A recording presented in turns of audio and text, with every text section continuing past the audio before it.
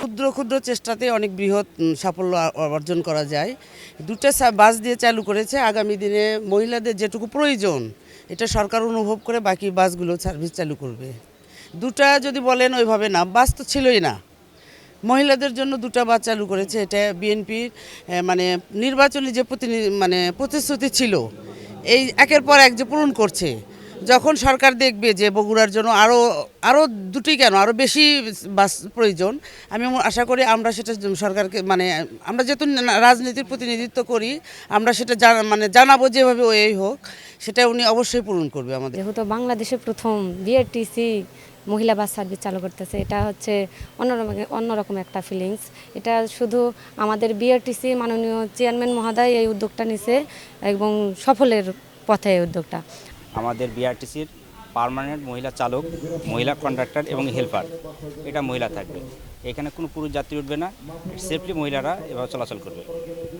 মাননীয় স্থানীয় সরকার মন্ত্রী মহোদয় এসেছিলেন, উনি ঘোষণা দিয়েছেন যে মাটিডালি থেকে বনানী পর্যন্ত বাস সার্ভিস চালু করবেন।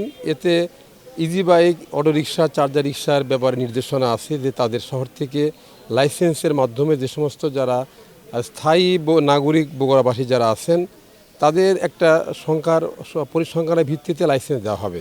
ঢালাওভাবে বাহির জেলা থেকে প্রায় 16 জেলার অটোরিকশা, চার্জার রিক্সার এসে বগুড়া শহরকে একেবারে পরিবেশ নষ্ট করে ফেলেছে।